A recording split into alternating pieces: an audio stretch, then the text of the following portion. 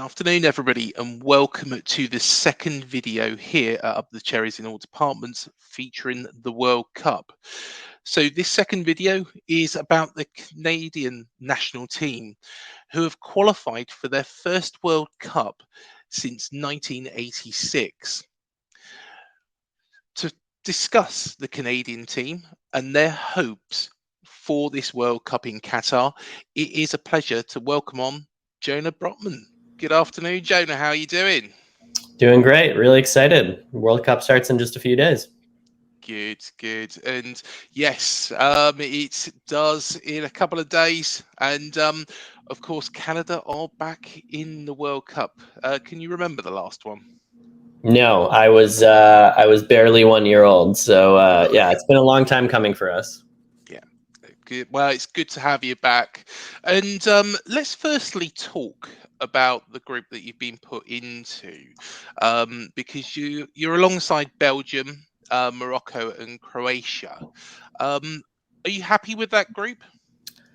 I'll be honest. I was watching the draw, whenever that was a few months ago, and we could have slotted into an easier group. I think it's definitely an uphill battle, but it's not impossible.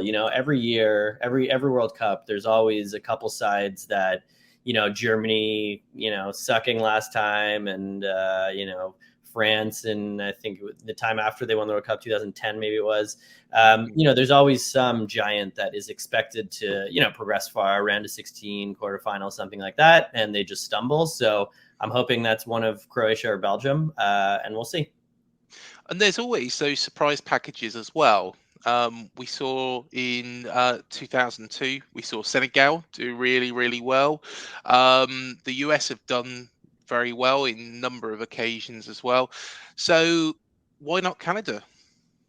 Yeah, why not, right? I mean, I think for us, the expectations. I think that if you look back to a couple of years ago when the pandemic was kind of screwing everything up, Canada wasn't even supposed to make the final round of qualifying, right? So they shifted the system at least twice, where first it was based on your ranking, your world ranking, then it was your ranking in CONCACAF in our confederation, and then finally they just said, you know what, it's been unfair, let's just let everyone play, and we had to go and beat real minnows like Aruba and just countries that, let's be honest, aren't really in the same league. But then we had to do a home and away with Haiti, and we'd lost to them, a shock loss to them in the Gold Cup just before that.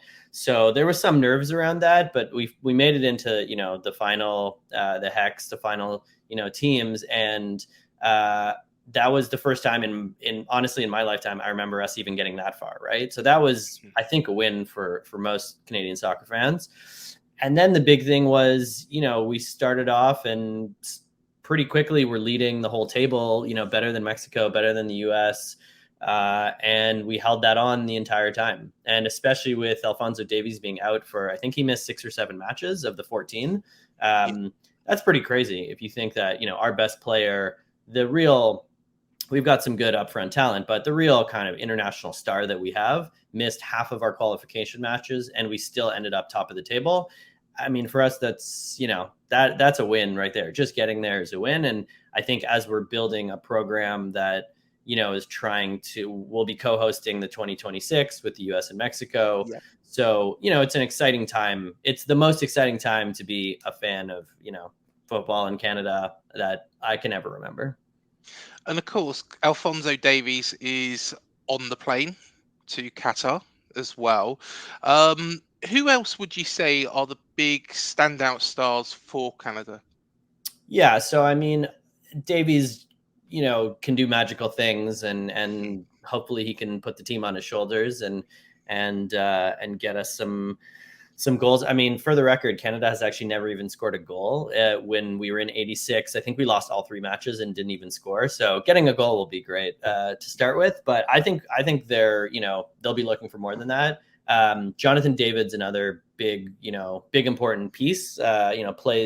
Plays in Belgium, and I think we'll hope to score against Belgium in our first match. Would be pretty neat for him. And then you've got like all these all these great stories like Atiba Hutchinson, their captain, who's like 39, I think going to be the oldest player at the tournament.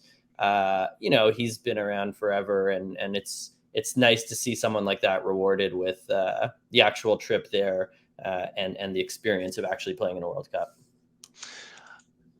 There is one player that does stand out, and he used to play for QPR in the Premier League, and that's Junior Hoylett. How's he done for the Canadian side? Yeah, I think we're stacked up front, to be honest. And Davies plays everything from left back for Bayern to a sort of striker, left side striker. He's kind of all over the place. So we have a very full forward,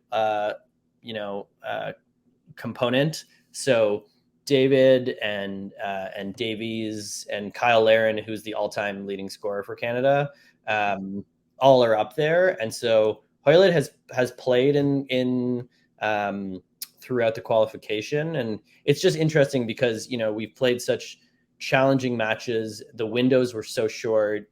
There were times where we'd play, like about a year ago, I guess they were playing a match in El Salvador, then a match back here in Canada where it's freezing cold, then a match in Mexico, right? So you go from like sea level humidity to freezing cold Canada to altitude in Mexico City. It's really challenging, so they'd have to use a lot of players, and I think they did that well. I think that I'll be interested to see how much playing time some of these guys like Junior Hoylett get, whether it's just late game time or whether they get to start. But he has been kind of instrumental in our run so far.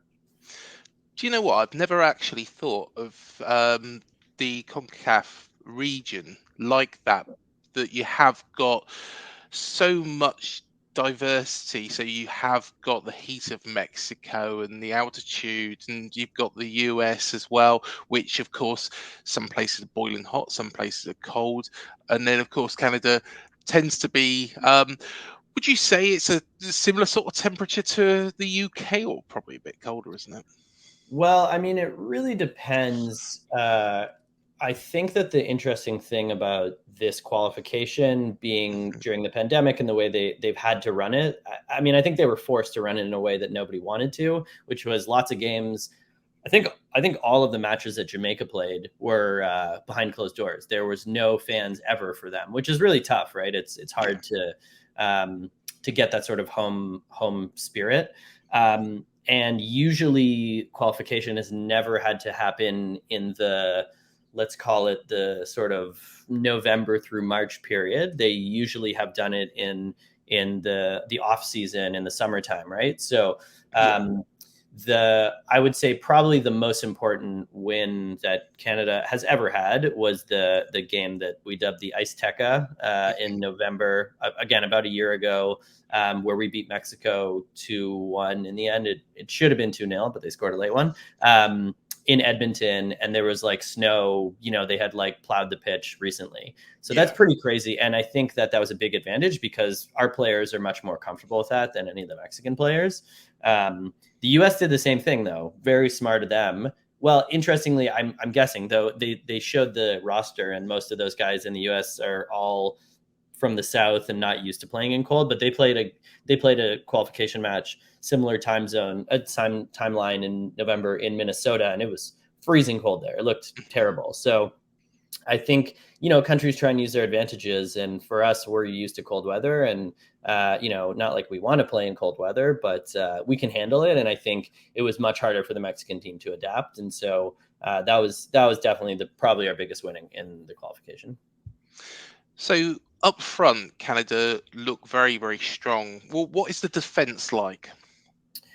We've actually done quite well. I mean, I think that our old culture was one focused on defending, on really being, kind of 0-0, going to penalties. I think our most recent success was, I think it was the 2000 or 2002 Gold Cup, which is the sort of like CONCACAF Nations League, I guess, precursor to that.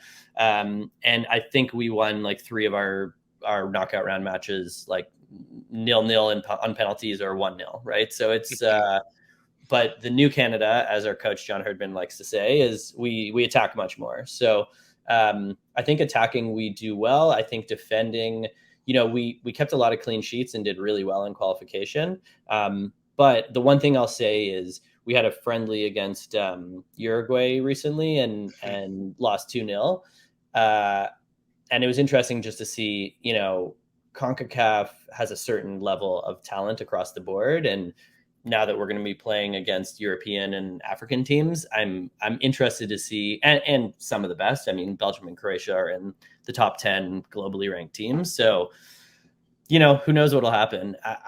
My hope is we can squeak out a bad performance by Belgium and get maybe a 1-1 draw. That would be nice. And then shock Croatia. I think Croatia is the team that is ripe for, I think they did great in the last World Cup, but a lot of their players are older and, we'll see. But I think there's a chance that we could, steal some points off of either of them, but maybe we'll show up and they'll show their class and we'll show that we still have work to do.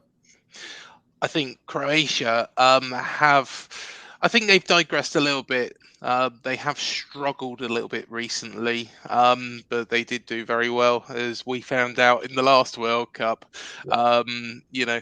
much to our annoyance. But one thing that, does worry me about the World Cup, of course, is the intense heat. And it's going to be the same for Canada as it is for England. We're not used to that heat. It's going to be desert temperatures. Do you think you can cope with that? I think that the truth is that I don't think anyone can cope with it. I've spent time in the Middle East. It's very challenging. I just watched a video. They were showing how they're air conditioning the turf so that it won't brown. It's just that hot, right? And it wasn't even from sun exposure. It's actually from the heat. So just kind of crazy realities. I mean, the fact I think everyone agrees Qatar should probably not have been awarded a World Cup. The bribery aside, just the fact that it's moved to November, December is so odd. Just all sorts of reasons. But I think that most of the players, the one thing I will say about Canada, and it's a source of pride, I think, for our whole country, is that we're an incredibly diverse nation.